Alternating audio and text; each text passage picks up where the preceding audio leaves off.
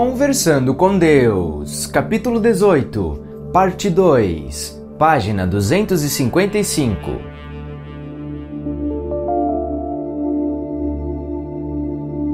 Mas então ainda teríamos ricos e pobres, como temos hoje. Isso não é igualdade, mas é oportunidade igual, porque todos teriam a oportunidade de ter uma vida básica sem preocupações com a sobrevivência. E teriam uma oportunidade igual de adquirir conhecimentos, desenvolver habilidades e usar seus talentos naturais no local de alegria. Local de alegria? É assim que o local de trabalho seria chamado. Mas a inveja não continuaria a existir? A inveja sim, o ciúme não. A inveja é uma emoção natural que o leva a tentar ser mais. É uma criança de 2 anos tentando alcançar a maçaneta da porta que seu irmão mais velho pode alcançar. Não há nada de errado com isso. Não há nada de errado com a inveja. É um motivador. É puro desejo. Dá origem à grandeza. Por outro lado, o ciúme é uma emoção provocada pelo medo, que faz uma pessoa desejar que a outra tenha menos. É uma emoção frequentemente baseada na amargura. Provém da raiva e leva à raiva. E mata. O ciúme pode matar. Todos que já fizeram parte de um triângulo de ciúmes sabem disso. O ciúme mata. A inveja dá origem. Aqueles que são invejosos terão todas as oportunidades de ser bem-sucedidos a seu próprio modo. Ninguém será reprimido econômica, política ou socialmente. Não por motivo de raça, gênero, orientação sexual, nascimento, classe social ou idade. Não por qualquer motivo. A discriminação por qualquer motivo simplesmente não será mais tolerada. E sim, ainda poderá haver ricos e pobres, mas não haverá mais famintos e miseráveis. Veja bem, o incentivo não será tirado da vida, só será tirado o desespero. Mas o que garantirá que teremos um número suficiente de contribuintes para carregar os não contribuintes? A grandeza do espírito humano. Como? Ao contrário do que você imagina, a média das pessoas não ficará satisfeita apenas com os níveis de subsistência. Além disso, todo o incentivo para a grandeza mudará quando a mudança do segundo paradigma, a mudança espiritual, ocorrer. O que causaria essa mudança? Ela ainda não ocorreu na história de 2000 anos, tente a história de 2 bilhões de anos.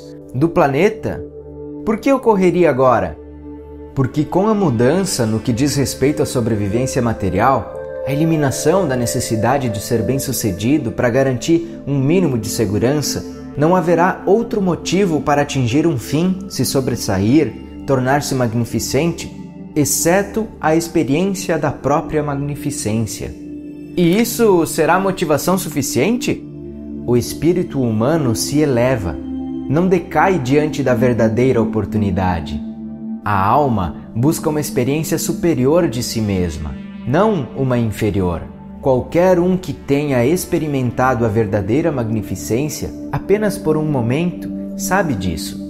E quanto ao poder? Nessa nova ordem especial, ainda haveria aqueles com enorme riqueza e poder. Os ganhos financeiros seriam limitados. Puxa vida, aqui vamos nós. O Senhor quer me explicar como isso funcionaria antes de eu explicar por que não funcionaria? Sim.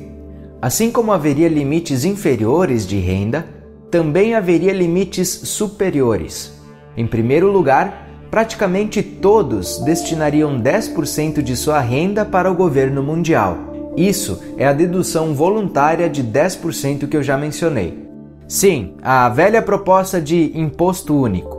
Neste momento, em sua sociedade atual, isso teria de assumir a forma de um imposto, porque vocês não são suficientemente iluminados para ver que a dedução voluntária para o bem geral de todos é de seu interesse. Contudo, quando a mudança de consciência que eu tenho descrito aqui ocorrer, essa dedução clara e voluntária de sua renda será considerada por vocês obviamente apropriada. Eu preciso lhe dizer algo.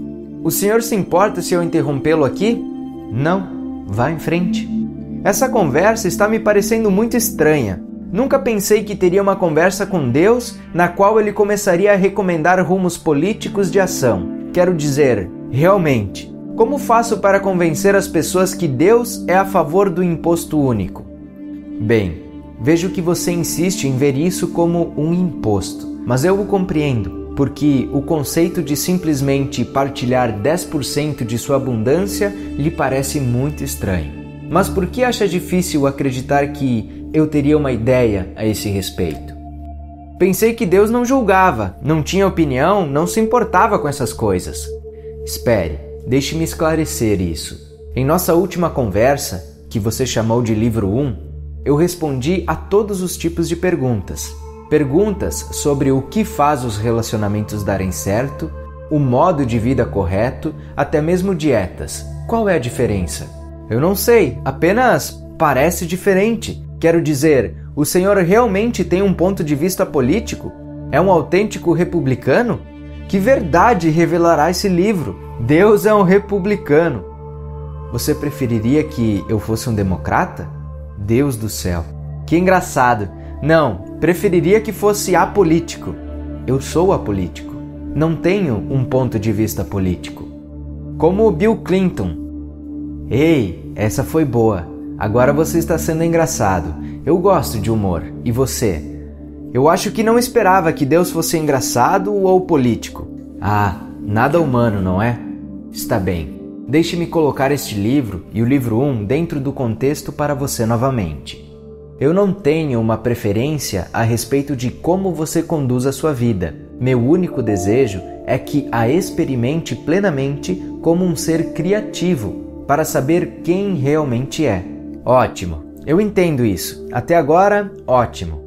Todas as perguntas que respondi aqui e no livro 1 foram feitas e respondidas dentro do contexto do que você, como um ser criativo, diz que está tentando ser e fazer. Por exemplo, no livro 1, você me fez muitas perguntas sobre como poderia finalmente fazer os relacionamentos darem certo. Lembra-se? Sim, claro.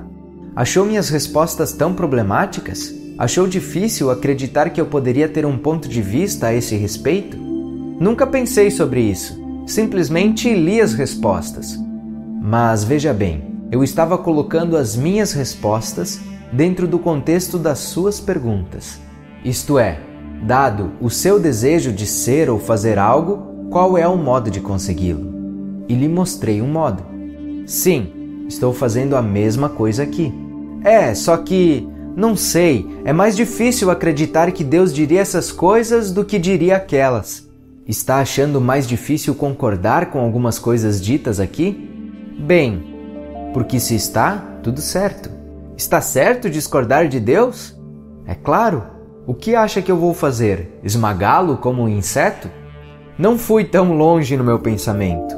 Olhe, o mundo tem discordado de mim desde que toda essa coisa começou. Desde o início, quase ninguém tem agido do meu modo. Acho que isso é verdade. Pode ter certeza que sim. Se as pessoas tivessem seguido as minhas instruções, deixadas com vocês através de centenas de mestres ao longo de milhares de anos, o mundo seria um lugar muito diferente. Portanto, se você deseja discordar de mim agora, vá em frente. Além disso, eu poderia estar errado. O quê? Eu disse, além disso, poderia estar errado. Ai, você não está considerando tudo isso um evangelho, está? Quer dizer que não devo dar importância a esse diálogo? Ei, espere. Acho que você não entendeu uma grande parte disso tudo. Vamos voltar ao início. Você está criando tudo isso. Ah, bem, isso é um alívio. Por um instante, achei que estava recebendo uma verdadeira orientação. A orientação que está recebendo é a de seguir o seu coração, prestar atenção à sua alma, ouvir o seu eu. Mesmo quando eu lhe apresento uma opção, uma ideia, uma opinião, você não tem a obrigação de aceitá-las como se fossem suas. Se discorda, então discorde. Esse é todo o objetivo desse exercício. A ideia não era você substituir a sua dependência de tudo e todos por uma dependência deste livro. Era fazê-lo pensar por seu eu. E é isso que eu sou neste momento. Você pensando em voz alta. Quer dizer que este material não está vindo da fonte superior? É claro que está, mas eis a única coisa em que ainda não consegue acreditar. Você é a fonte superior. E eis a única coisa que aparentemente ainda não entende. Está criando isso tudo, toda a sua vida, aqui, agora. Você a está criando, não eu, você. Então, há algumas respostas para essas questões meramente políticas que não gosta? Mude-as, faça isso agora, antes de começar a considerá-las o Evangelho, a torná-las reais. Antes de começar a considerar o seu último pensamento sobre alguma coisa mais importante, mais válido e mais verdadeiro do que o seu próximo pensamento. Lembre-se de que é sempre o seu novo pensamento que cria a sua realidade, sempre. Agora, há algo nessa discussão política sua que deseja mudar? Não, realmente. Acontece que estou concordando com o Senhor, só não sabia o que fazer com tudo isso. Faça o que quiser, não entende? É isso que está fazendo com toda a vida. Está bem, acho que entendi. Gostaria de continuar com esta conversa, nem que seja para ver onde irá nos levar. Ótimo, então vamos continuar. O Senhor ia dizer que em outras sociedades iluminadas, pôr de lado um percentual do que é recebido, o que vocês chamam de renda, para ser usado para o bem geral da própria sociedade, é uma prática bastante comum. Sob o novo sistema que temos examinado para a sua sociedade, todos ganhariam o máximo que pudessem a cada ano e ficariam com os seus ganhos, até um certo limite. Que limite? Um limite arbitrário, estipulado por todos. E o que excedesse esse limite? Seria enviado ao Consórcio de Caridade Mundial em nome do contribuinte, para que todo mundo pudesse saber quem eram seus benfeitores. Os benfeitores teriam a opção do controle direto de 60% de suas contribuições, tendo o prazer de colocar a maior parte de seu dinheiro exatamente onde gostaria que estivesse. Os outros 40% seriam destinados a programas escolhidos e administrados pela Federação Mundial. Se as pessoas soubessem que depois de um certo limite de renda tudo seria tirado delas, qual seria o seu incentivo para continuar a trabalhar? O que as impediria de parar quando atingissem o seu limite de renda? Algumas parariam. E daí? Deixe-as parar. O trabalho obrigatório acima do limite de renda, com contribuições obrigatórias para o Consórcio de Caridade Mundial, não seria necessário. O dinheiro economizado com o fim da produção em massa de armas de guerra seria suficiente para satisfazer as necessidades básicas de todos. Os 10% de dedução de todos os ganhos mundiais, além dessas economias, levariam toda a sociedade, não apenas os poucos escolhidos, a um novo nível de dignidade e abundância. E a contribuição dos ganhos acima do limite estabelecido produziria tantas oportunidades e tanta satisfação para todos que o ciúme e a violência social praticamente acabariam. Então, alguns parariam de trabalhar, especialmente aqueles que vissem a atividade de suas vidas como um verdadeiro trabalho. Contudo, aqueles que a vissem como um prazer total nunca parariam. Nem todos podem ter um emprego assim. Não é verdade. Todos podem. A alegria no local de trabalho não tem nada a ver com a função e tem tudo a ver com o objetivo. A mãe que acorda às 4 da manhã para trocar a fralda de seu bebê sabe muito bem disso. Ela cantarola e sussurra para o bebê e para todo o mundo não parece que ela está realizando um trabalho. Contudo, é a sua atitude em relação ao que faz, sua intenção, seu objetivo durante essa atividade que torna a atividade um verdadeiro prazer. Eu já usei esse exemplo de maternidade, porque o amor de uma mãe por seu filho é o mais perto que se pode chegar da compreensão de alguns dos conceitos dos quais eu falo neste livro e nesta trilogia. Ainda assim, qual seria o objetivo de acabar com o potencial de ganho ilimitado? Isso não tiraria da experiência humana uma de suas maiores oportunidades? Suas aventuras mais gloriosas? Vocês ainda teriam a oportunidade e a aventura de ganhar uma quantia ridícula. O limite superior da renda passível de ser retida seria muito alta, mais do que a pessoa comum precisaria, do que 10 pessoas comuns precisariam. E a quantia que vocês poderiam ganhar não seria limitada, só seria a quantia que escolheriam reter para o uso pessoal. O restante, tudo, digamos, mais de 25 milhões de dólares por ano, eu uso como exemplo um número arbitrário, seria gasto em programas e serviços em benefício de toda a humanidade. Quanto ao motivo, o porquê disso, o limite superior da renda que poderia ser retida seria um reflexo de uma mudança de consciência no planeta. Uma consciência de que o objetivo mais elevado da vida não é obter a maior riqueza, mas fazer o maior bem. E uma consciência resultante de que, de fato, a concentração de riquezas, não a sua distribuição, é o único fator responsável pela criação dos problemas sociais e políticos mais crônicos e surpreendentes. A oportunidade de acumular riquezas ilimitadas, é a base do sistema capitalista, um sistema de livre iniciativa e competição aberta que produziu a maior sociedade que o mundo já viu. O problema é que você realmente acredita nisso. Não acredito, mas falei aqui em nome daqueles que realmente acreditam. Aqueles que realmente acreditam estão terrivelmente enganados e não veem coisa alguma da realidade atual em seu planeta. Nos Estados Unidos, 1,5% de pessoas acumulam mais riquezas do que 90%. Os rendimentos das 834 mil pessoas mais ricas representam quase $1 trilhão a mais do que os 84 milhões de pessoas mais pobres. E daí? Elas trabalharam para isso. Vocês, americanos, tendem a ver o status como uma finalidade do esforço individual. Alguns conseguiram, e então presumem que todos podem conseguir. Essa visão é simplista e ingênua. Presume que todos têm oportunidades iguais, quando na verdade, na América, assim como no México, os ricos e poderosos brigam e usam de ardes para conservar o seu dinheiro e seu poder e aumentá-los. E daí, o que há de errado nisso? Eles fazem isso eliminando sistematicamente a competição, minimizando institucionalmente as reais oportunidades e controlando coletivamente o fluxo e o aumento das riquezas.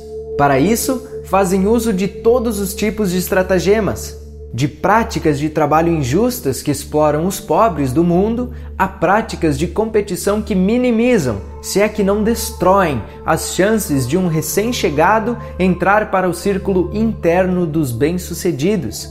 Então, tendem a controlar a política pública e os programas governamentais em todo o mundo para garantir ainda mais que as pessoas continuem a ser controladas e subservientes. Eu não acredito que os ricos fazem isso, não o maior número deles. É possível que haja um punhado de conspiradores, mas creio que, na maioria dos casos, não são os indivíduos ricos que fazem isso. São os sistemas e as instituições sociais que eles representam. Esses sistemas e essas instituições foram uma criação dos ricos e poderosos, e são eles que continuam a dar-lhes apoio. Ficando por trás desses sistemas e dessas instituições sociais, os indivíduos podem eximir-se de qualquer responsabilidade pessoal pelas condições que oprimem as massas, enquanto favorecem os ricos e poderosos. Por exemplo, vamos voltar à saúde na América. Milhões de pobres americanos não têm acesso à medicina preventiva. Não se pode apontar para um médico individual e dizer que é sua culpa que, na nação mais rica na Terra, milhões de pessoas só podem ver um médico se estiverem em apuros em uma sala de emergência. Nenhum médico individual pode ser culpado por essa situação. E, contudo, todos os médicos se beneficiam dela. Toda a profissão médica e todas as indústrias vinculadas à medicina têm lucros sem precedentes com um sistema que institucionalizou a discriminação de pobres e desempregados. E esse é apenas um exemplo de como o sistema faz os ricos ficarem mais ricos e os pobres mais pobres. O fato é que são os ricos e poderosos que apoiam essas estruturas sociais e resistem firmemente a qualquer esforço real de mudá-las. Eles se opõem a toda abordagem política ou econômica que tente fornecer oportunidades reais e dignidade genuína para todas as pessoas. Quase todos os ricos e poderosos, individualmente, são pessoas boas, com tanta compaixão quanto todos, mas mencione um conceito ameaçador para eles, como limites de renda anuais, até mesmo limites ridicularmente altos, como 25 milhões de dólares anuais. E eles começarão a falar sobre usurpação dos direitos individuais, o fim do estilo americano e a perda de incentivo. Mas e quanto ao direito de todas as pessoas de viverem em um ambiente com um mínimo de conforto, comida suficiente para que não morram de fome e roupas para aquecê-las? E quanto ao direito das pessoas de todos os lugares de ter acesso a tratamento médico adequado, o direito de não sofrer ou morrer devido a complicações médicas menos graves que aqueles com dinheiro superam com o estalar de um dedo? Os recursos de seu planeta, inclusive os frutos do trabalho de grande número de pessoas indescritivelmente pobres que são contínua e sistematicamente exploradas, pertencem a todos no mundo, não apenas aos que são ricos e poderosos o bastante para realizar a exploração. E eis como a exploração funciona. Seus industriais ricos vão a um país ou a uma área em que não há empregos e as pessoas vivem na miséria. Eles instalam uma fábrica ali, oferecendo a esses pobres empregos, às vezes com cargas horárias de 10, 12 ou 14 horas por dia, com salários baixos, para não dizer desumanos. Note bem, esses salários não são o suficiente para permitir que esses trabalhadores escapem de suas vilas infestadas de ratos, mas são suficientes para deixá-los viver assim, em vez de não ter qualquer alimento ou abrigo. E quando são convidados a falar sobre isso, esses capitalistas dizem: as pessoas estão melhor do que estavam antes, não? Nós lhes demos um destino melhor, estão aceitando os empregos, não? Nós lhes demos uma oportunidade e estamos correndo todos os riscos. Mas qual é o risco de pagar às pessoas 75 centavos por hora para fabricar um par de tênis que será vendido a 125 dólares? Isso é correr riscos ou pura e simples exploração? Esse sistema torpe só poderia existir em um mundo movido pela ganância, em que a margem de lucro, não a dignidade humana, é a primeira consideração. Aqueles que dizem, em relações aos padrões vigentes em uma sociedade, esses camponeses estão se saindo maravilhosamente bem, são hipócritas de primeira ordem. Eles atirariam uma corda a um homem que se afoga, mas se recusariam a puxá-lo para a margem. Então, diriam que uma corda é melhor que uma pedra. Em vez de proporcionar uma vida realmente digna para aqueles que não têm, aqueles que têm dão-lhes apenas o suficiente para torná-los dependentes, mas não o suficiente para torná-los realmente poderosos. Porque as pessoas de real poder econômico têm a capacidade de causar impacto, e não apenas de se sujeitar ao sistema. E essa é a última coisa que os criadores do sistema querem. Por isso a conspiração continua. E para a maioria dos ricos e poderosos, essa não é uma conspiração de atos, mas de silêncio. Então vá agora, siga o seu caminho e não diga coisa alguma a respeito da torpeza de um sistema socioeconômico que recompensa um executivo com um bônus de 70 milhões de dólares por aumentar as vendas de uma bebida não alcoólica, enquanto 70 milhões de pessoas não podem se dar ao luxo de tomá-la, muito menos de comer o suficiente para permanecer sadias. Não veja torpeza nisso. Dê-lhe o nome de economia de livre mercado e diga a todos o quanto se orgulha dela. Contudo, está escrito: se quiseres ser perfeito, vende tudo o que tens e dá aos pobres, e terás o tesouro no céu. Mas quando o jovem ouviu isso, foi embora pesaroso, porque tinha muitos bens.